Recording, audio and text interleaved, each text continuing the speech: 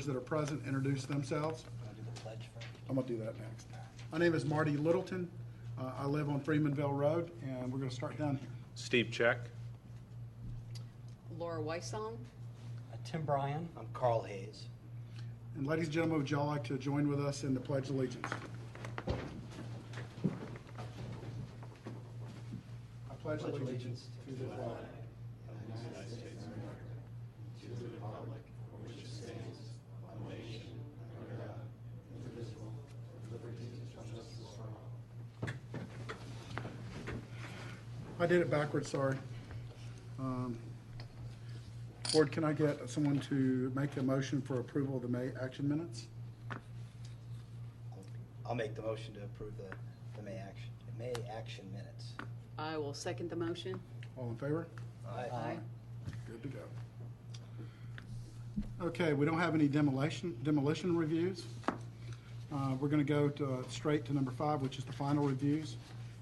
We have the townhomes on Flamingo Road, 13325 through 13335. Is there anyone here to represent? You want to step forward?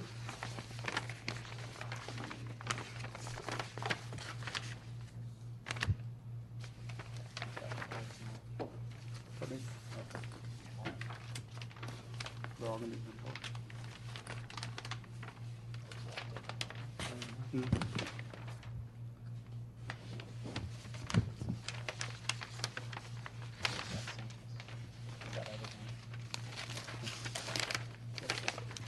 My name is Javad Askowi, 2145 Clay Drive, Sandy Spring, 30350.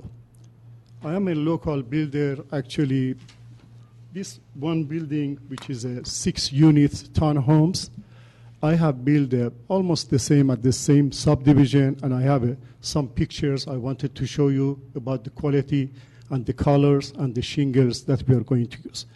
I brought the sample of the brick. In the entire subdivision, we have used only one kind brick, but different mortar. We changed just to 2 different mortar. I think that's going to be a better idea than having just changing one by one. And most of the time, for the townhomes project, we had one building, the same color brick, instead of changing every other one. But anyway, I brought 2 different colors for them to give a little bit variety for the paint color, and about the shingle colors also. But the shingles that I have used at the entire subdivision so far is going to be 30 years architectural shingles. I don't use 3 tabs, and it's a good quality. I had a good experience about it. In case you have any question, I would be glad to answer. I got a question for you, since we talked about roofs. When you do your roofs, do you put drip cap around the edges of your shingles, since they're 30-year? The edge, it has special shingles actually for the 30 years. And when I buy from this company, they gave me for the ridge and hip also. But they're not putting drip caps on the end. I mean, is there such a thing as a shingle that's meant just specifically for the end on the sides? I don't understand how that works, but do you know what I'm talking about, Tim? Because what I'm concerned about is the weight of the shingle. You do the overlap over a few years, they'll start weighting down. Maybe I couldn't follow your question, but this is a. You got the shingle right here. This is this is your soffit or fascia. The drip cap would go up underneath the shingle like this. It has to go. Down. That's right. It's got a lip on the side of it. That's It right. lays into the lip. It gives it a nice conformed straight line. Exactly. It stops the shingle from dropping. Exactly. If you don't use it, it's going to be ugly. Some of them is going to be longer than the others and comes down. Okay. Yeah, I agree. I'm just trying to make sure that we have them where, because a lot of builders will leave those off. That's right. It's not a very expensive product to add, and it adds long-term durability of the house. That's a very good question. It's very. It'd be good to see the pictures too. That he has. Yes, can you get the pictures up to us? 'Cause we hadn't had the opportunity to look at those. And she would like, Laura would like to see the paint colors. Yeah, and your brick, all the. Is your name Javad? Is that right? My name is Javad. Last name is Askowi. Okay. There are 2 numbers, 108 and 109 for the trim color and siding color. 108 and 109. Javad, just for mere conversation between us, the things we've talked about, some of us, and I may repeat it incorrectly, so anybody, if I do, step up. One of the things, we have a large building like this with multiple units in it.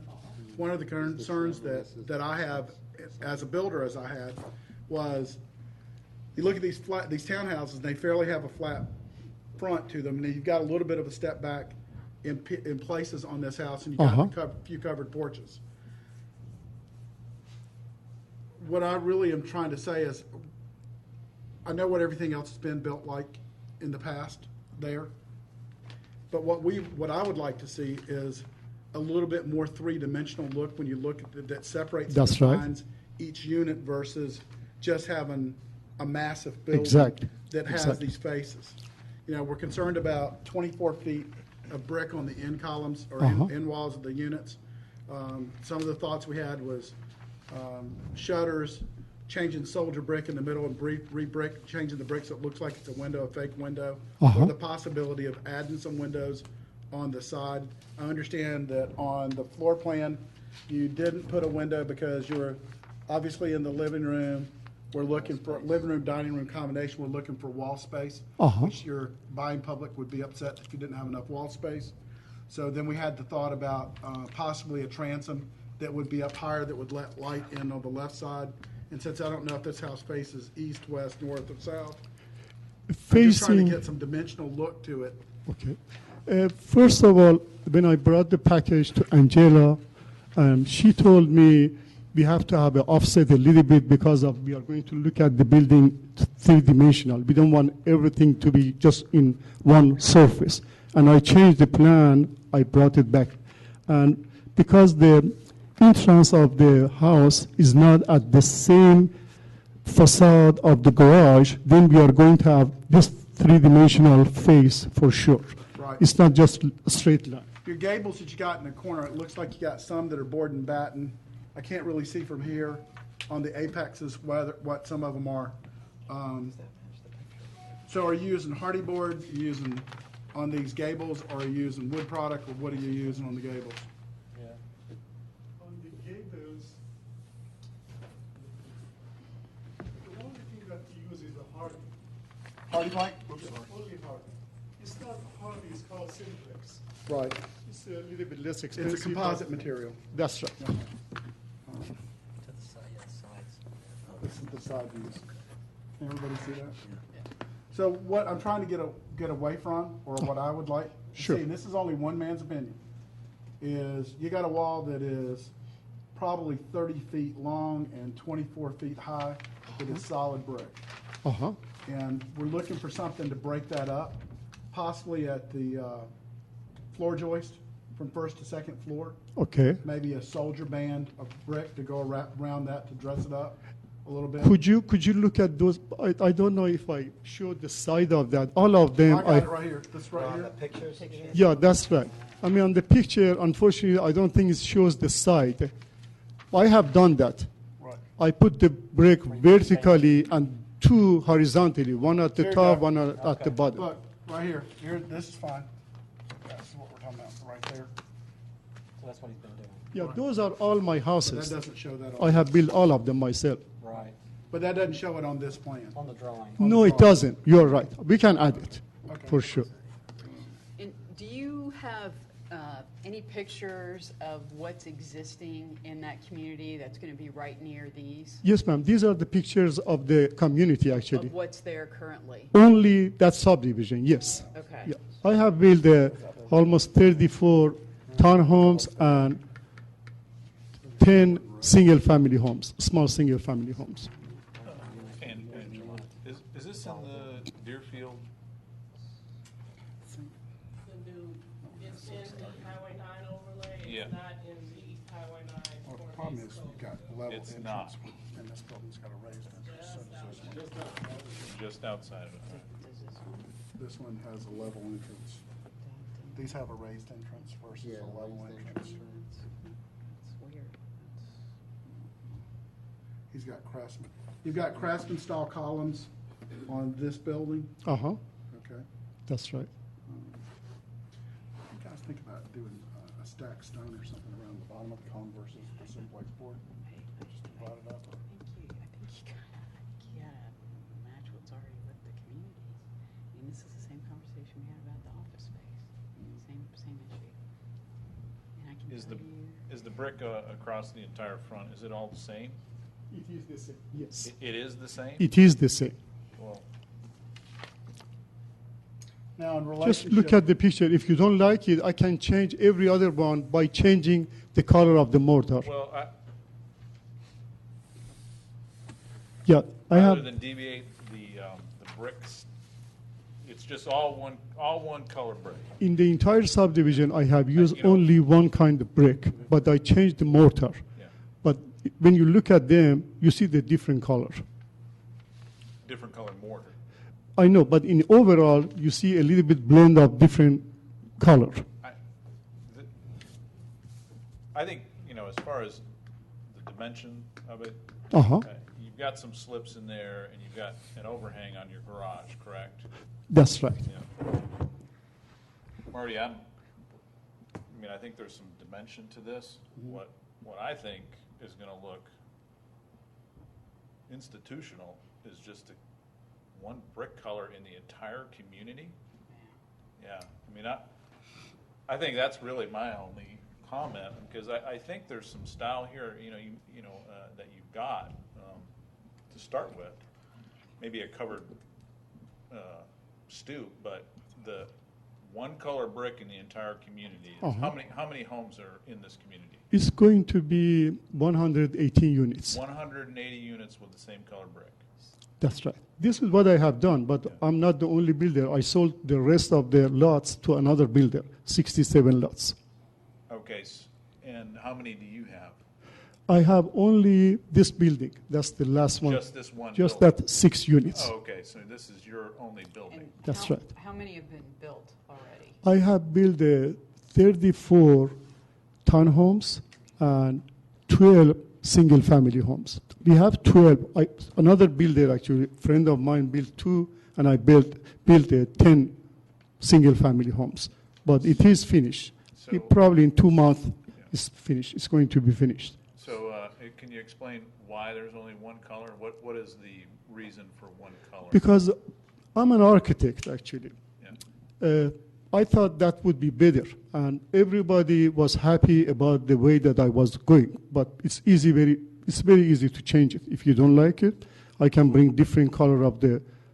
This is the one that I have used is Rushmore. It's called Rushmore. I Well, can bring another color, and then we can change it every other one. I'm probably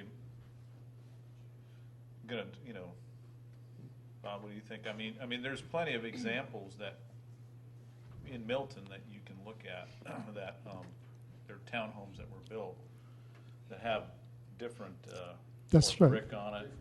I mean, Brayburn is a great example. That's the reason I'm asking you if you like it. When I look at the Lennar, I'm sorry that Yeah, I'm Lennar, mentioning, yeah. I don't like it. I like my product better than Lennar. That's just a personal preference. I cannot say that's bad or good. That's the reason I said if you don't like it, I can change it every other one.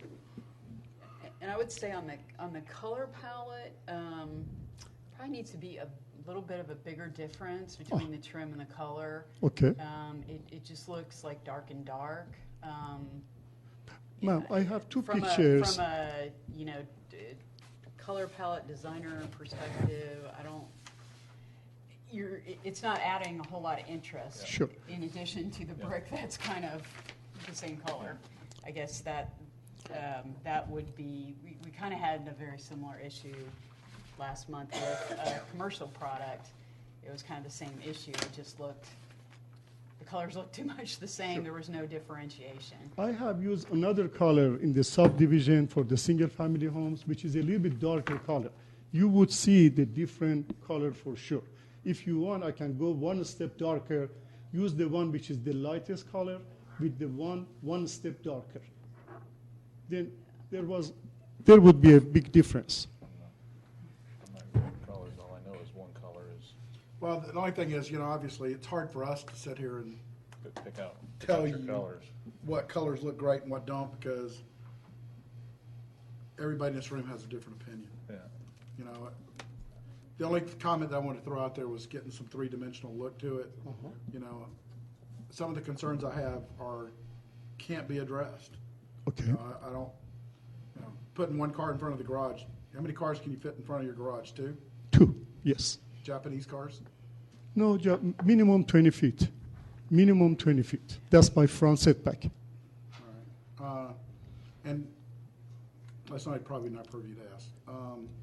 And we do have an extra space for the guests Okay. in the subdivision. Yeah, I can't really support that. I like the one picture I have where the hip roofs on the Uh-huh. ends. You Instead like- of doing the gable, Mhm. maybe a hip roof Sure. is a nice way to end a long building like that. Uh-huh. Instead of just having a straight vertical wall. Exact. Sure. Would look good. And what's the square footage of these products versus what's already in there? What's the square footage? I couldn't follow you, ma'am. You mean the townhomes, the square footage of the townhomes? Right, what's Yes. the square footage on these? You mean the existing townhomes that I have built? No, well, I want We wanna know both. both. I want Yes, both. I know. The existing townhomes is 2,400 square foot. Okay. 2,403 square foot, actually. Okay. This one is a little bit over 2,000. I wrote it down on the plan. Is that I mean, you know, I kind of starting from the beginning of going from architectural shingles to tab shingles, Uh-huh. same color brick. It just sounds, Architectural shingles, yeah. the same as 3 tabs, the color would change. The quality is better because it's 30 years shingles and it's thicker. That's the reason I decided to use architectural. The subdivision that I started what do in you think? 2007. What's your thoughts on that? I mean, I think maybe the best thing for him to do would possibly be to reserve decision on, you know, what you all think about approving or disapproving, and maybe he can come in and he'll sit down with staff and we can work with him a little bit more and get these plans more up to what the boards, I wrote it all Yeah, down.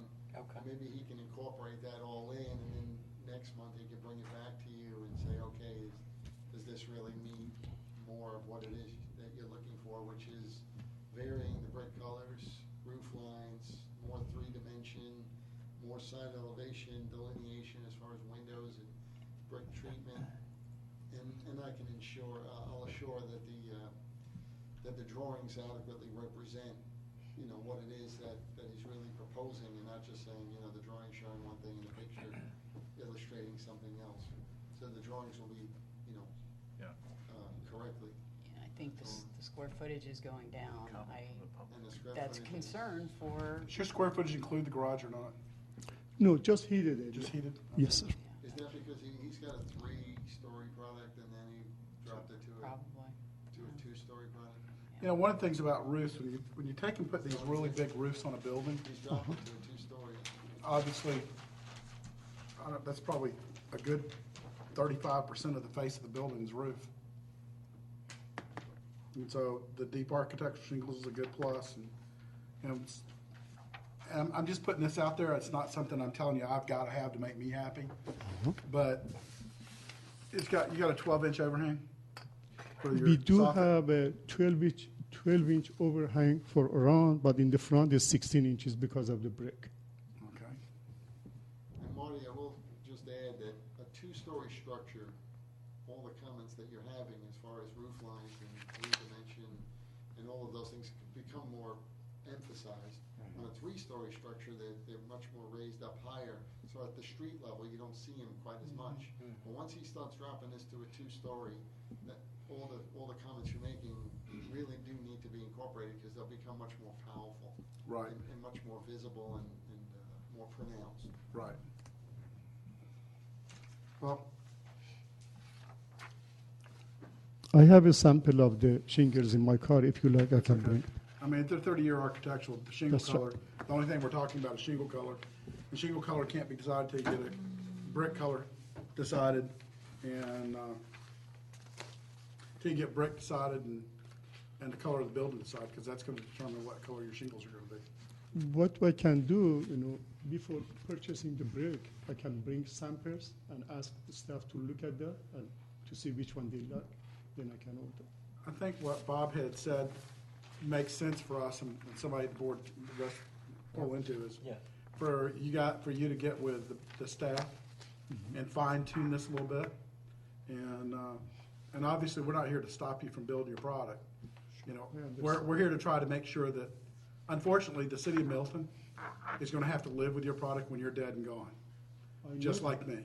That's And right. so I want to make sure that whatever it is that we agree to, that we have thought about a 30-year cycle for us to live with these buildings, because we really want to make sure that we have it's not that you're not building a quality product, because we're just trying to make sure we emphasize where we want to go as a city.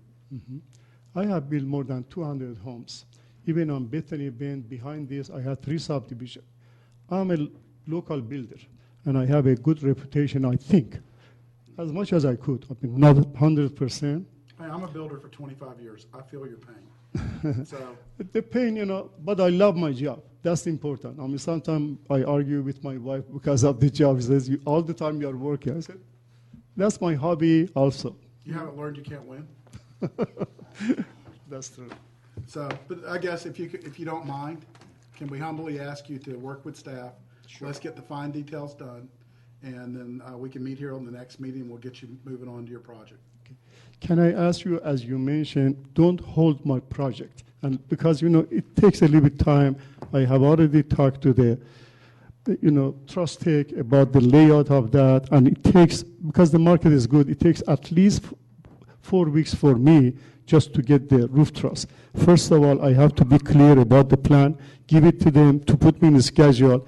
Let me go to this process, then for every aspect about the paint color, the color I of don't the think brick. there's any way technically we can do that and be within the confines of what our authority as a board would allow us to do. Sure, So that's fine. I don't think that we can, and as much as I feel it, I don't think that we can do that and hold true to what the mission statement that we've had as a board Okay, that we've got to do for the public good.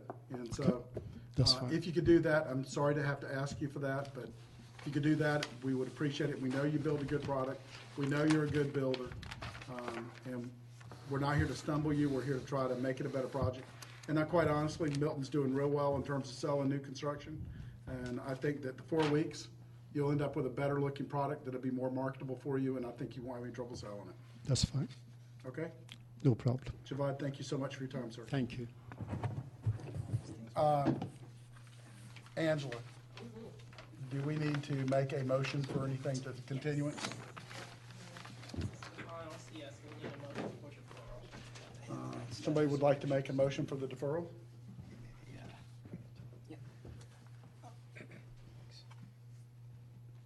I'll make a motion to defer 13/3/25 through 13/3/35 Flamingo Road till the next meeting. That Oh. meeting was June. I'll second the motion. All in favor? Aye. Good to go. Javad, thank you, sir. Thank you very much for your time and for your advice. Thank you. Okay, next one we got going down the cycle here is the office building number 20 at 1220 Birmingham Highway, Rayburn Office Village.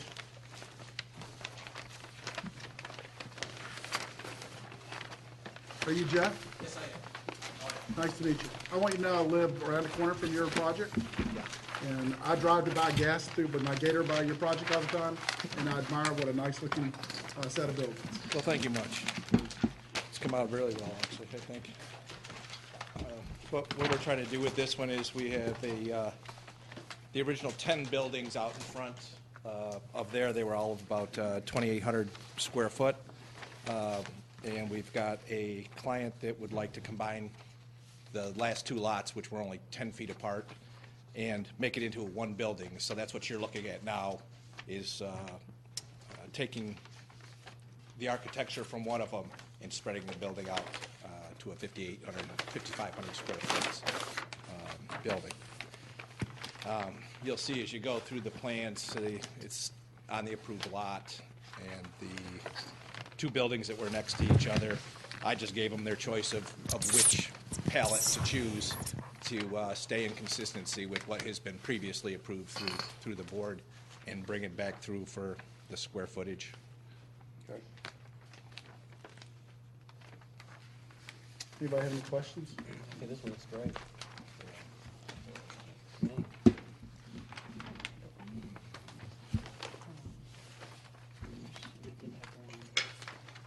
Only for the record, I want to say we did meet with this applicant. We went over a lot of this, and I think he's done a fine job with it. So it meets staff approval? It does.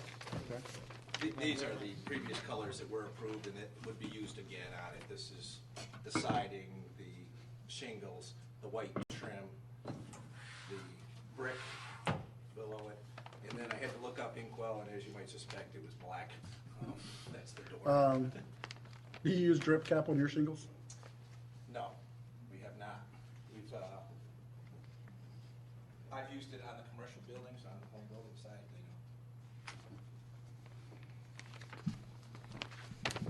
I love to see that on there, only because it makes a good long-term look.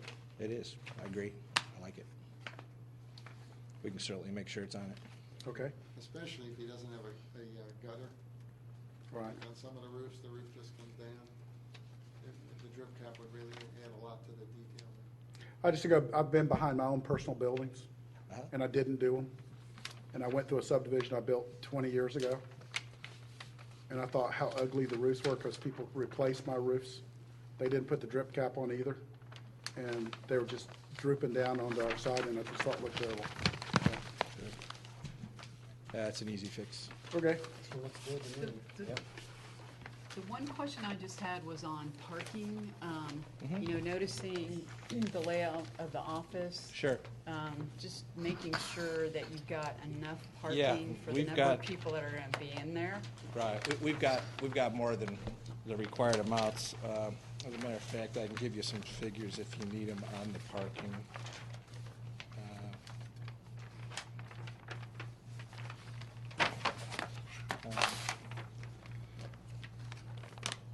With this in here, you know, we'd only have 92.6 at 3 per thousand, which is, I think, a little bit more. I think it's 2 point something for y'all. I just rounded it up to the 3. And we currently have 136 in there.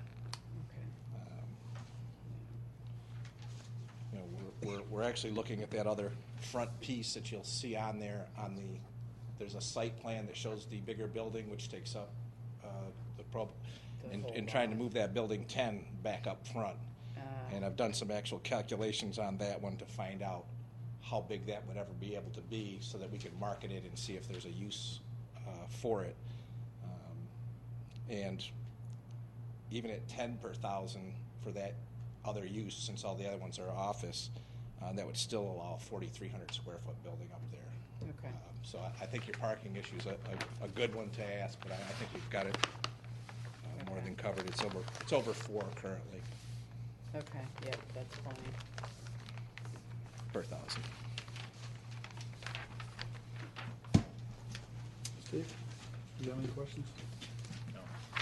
Okay, anybody like to make a motion to, this is a final review, so we need to make a motion to approve. And this is a shell. This is shell only. Okay. Also, so that once they get their interior taken care of, that's another permit. Right. I'll make a motion to approve the final review of the office building, building number 20 at 12220 Birmingham Highway. Second. All in favor? Aye. Aye. Jeff, thank you so much for your time, sir. All right, thank you.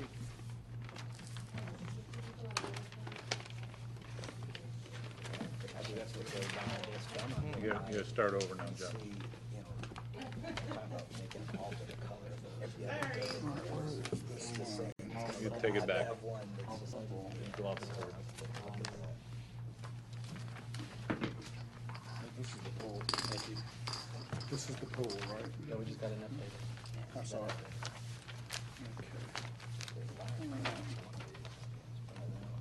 Next on the list, things to look at is a courtesy reviews. We have 2169 McFarland Lane, the Heritage at Crabapple. Anybody here to represent?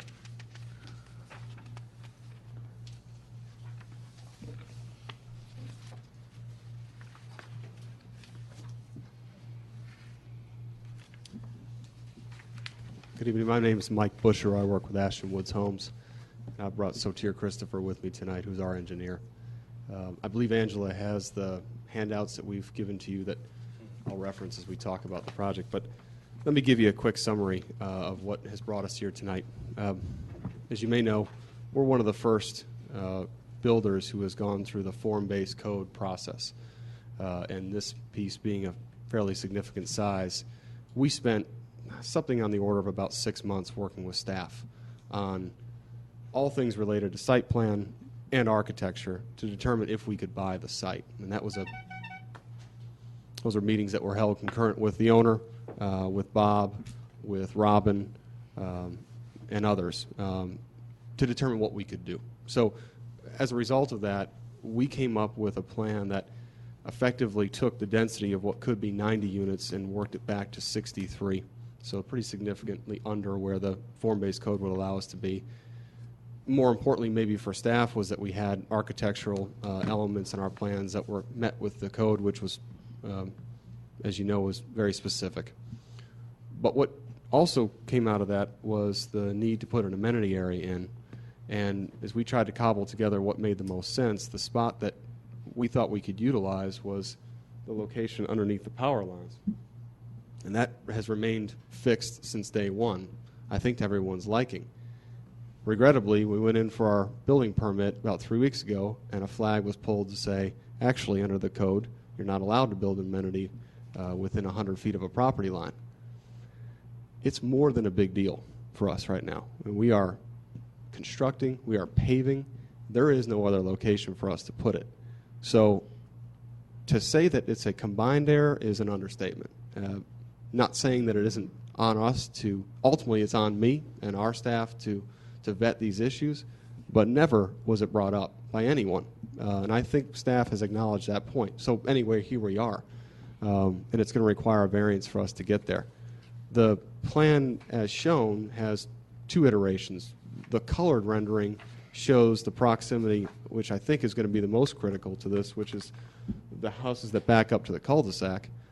I suspect their objection is going to be, hey, we don't want this. It's going to be noise, and we don't want the intrusion. From a practical standpoint, again, I don't know where else we're going to put it. But I did do a measurement of the proximity of the pool to the closest home. I think it's about 177 feet with an incredibly dense screen in between. Sound travels through screens, I get it, but we're not talking about an impact that is truly in someone's backyard unless you're that homeowner. How to mitigate it, I don't know. I don't really know. I'm kind of at a loss of what the solutions are, but this is our problem. Can I ask you, have you talked to that homeowner? No, I haven't yet, and part of this is because I, frankly, was a little bit blindsided by it. I've got to do that. I've got to reach out to them and figure out what the direct feedback is. I'll tell you that my concern is, when put to the question of, do you like it, the answer is going to be no. You know, I don't know what homeowner would be motivated to say, sure, it sounds great. You know, I don't know what would be in their interest to say yes, and I'm not sure what I can offer in exchange that appeases that, really. I got something to offer. I'm sorry? I got something to tell you to offer. Okay. He doesn't have a swimming pool or amenities to his house, does he, or is that neighborhood? I don't know. I don't think so. And What I would offer, if it were me and I wanted to get his increase the value of his house, was to allow him to be a member to this community at a no-fee base. that individual homeowner or the community itself? The individual homeowner. Right. Yeah, that's attaches the property. yeah. That's a That's seems a like an value easy add concession. for Yeah. him, or me. It's a good I'm suggestion. trying to think of a good solution. I'm Yeah, not trying no, to, it's a I'm good- not trying to shoot you down, No, it's a good suggestion.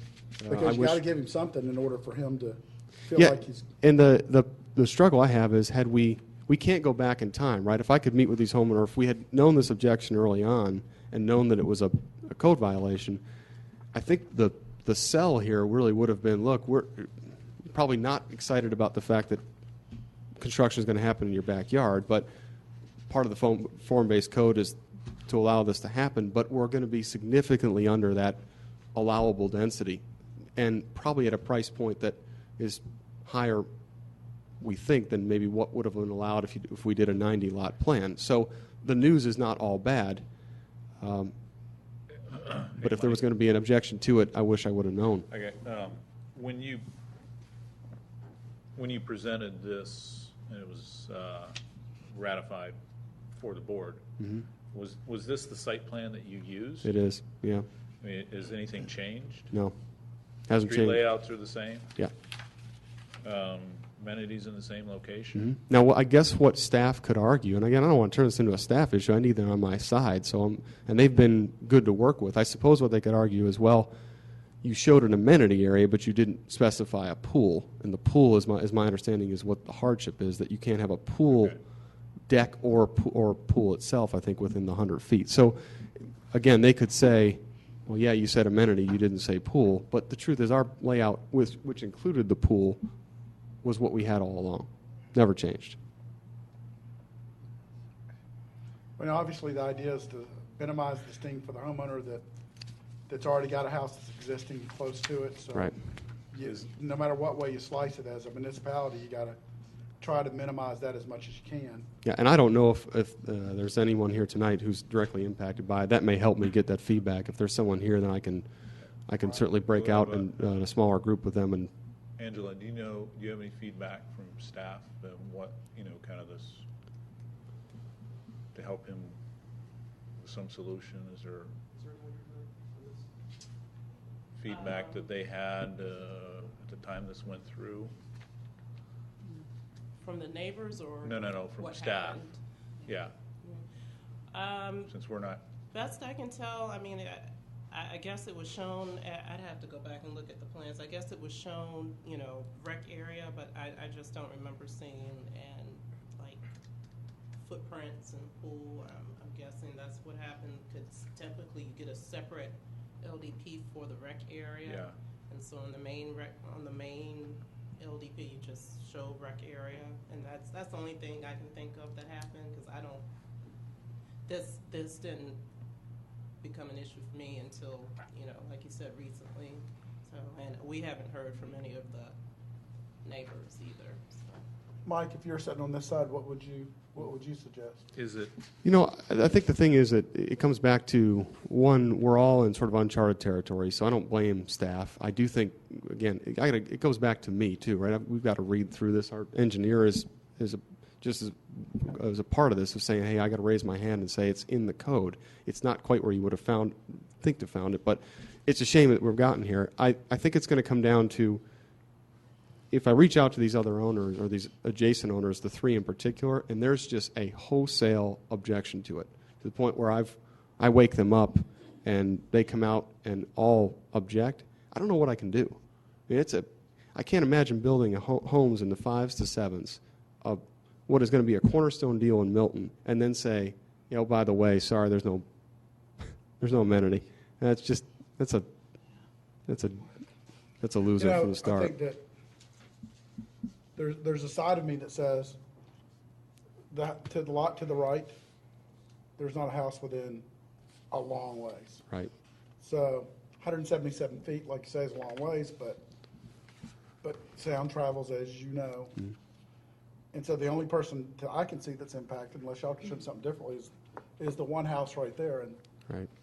And I think that if we can densely populate the vegetation around the pool, Or do everything that's humanly possible for noise abatement and light abatement, so that we have, moonlight lighting, what I'm talking about, lights that shine back up in your trees versus having big.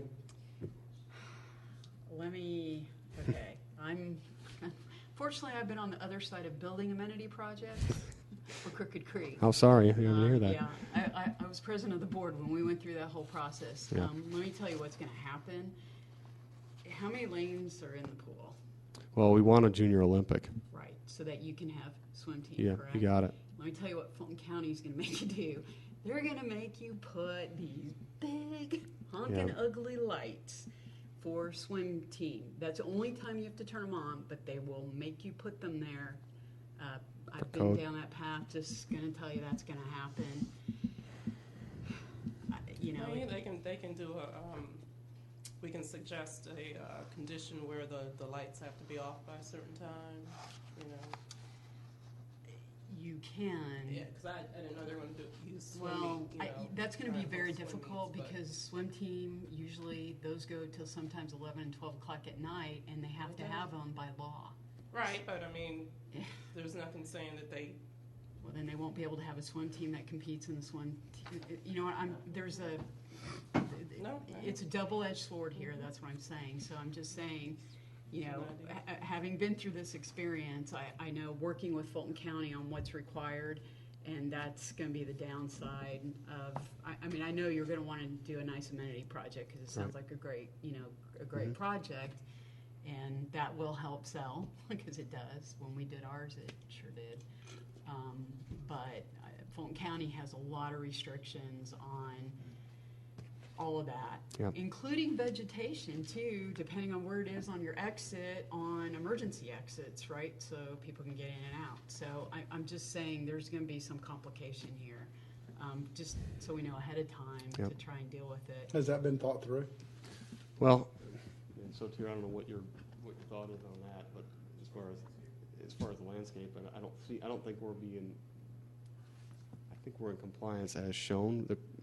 Yeah, the back against this property, I think looks okay. Usually where the exits are probably gonna have to be is on the front side here, unless they require something on the cabana, and that just depends on the building itself. And you can usually work through that with Fulton County. They are actually pretty good on that piece of it, so. Okay.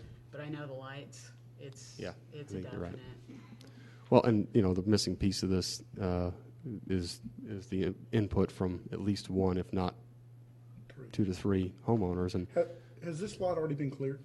yeah, And this owner's had no complaints up to this point with the No. lot being cleared? no, That's interesting. Monty, can I also just ask the applicant, what's the height of that retaining wall? I mean, it appears that the pool's recessed, right? Into the dirt.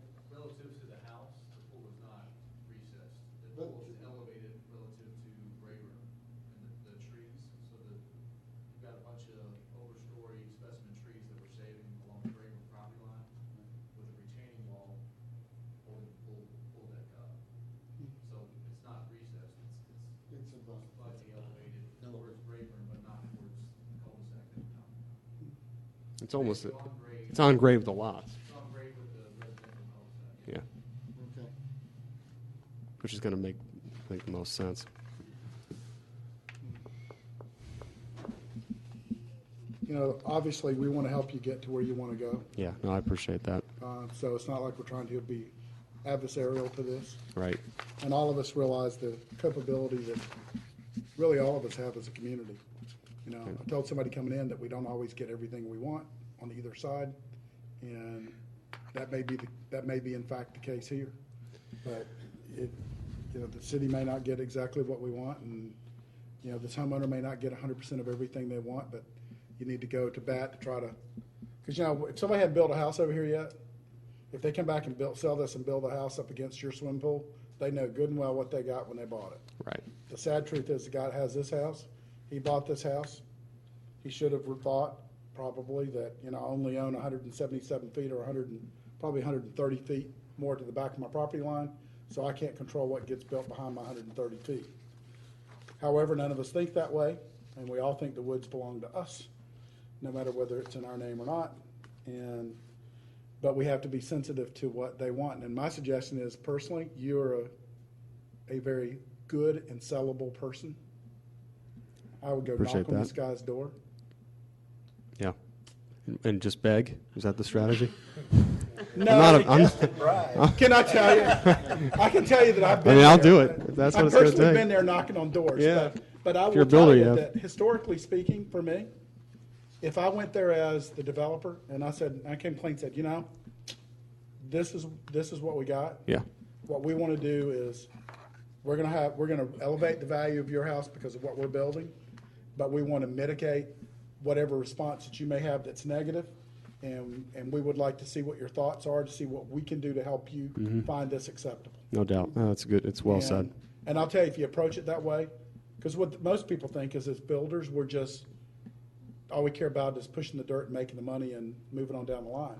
Right. And the reality is there's a lot of builders that I know, including myself, we really did care about the project we put up, and we really did care about how it impacted the community around us. Yeah. And I think if you take the position that we want to impact you in a very positive way and see what you can do. Okay. No, that's good advice. I'll do that.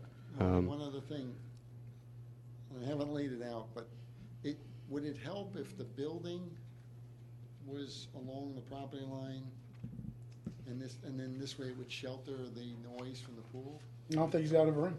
Doesn't have enough room? No. He's got this pool laid out the only way this pool can go on this piece of property. Yeah, you can tweak it incrementally, but not by much. But it doesn't mean that you're gonna gain much. Right. And either way, you're left with what it is. It's an amenity area there. So then I think the screening would really be the.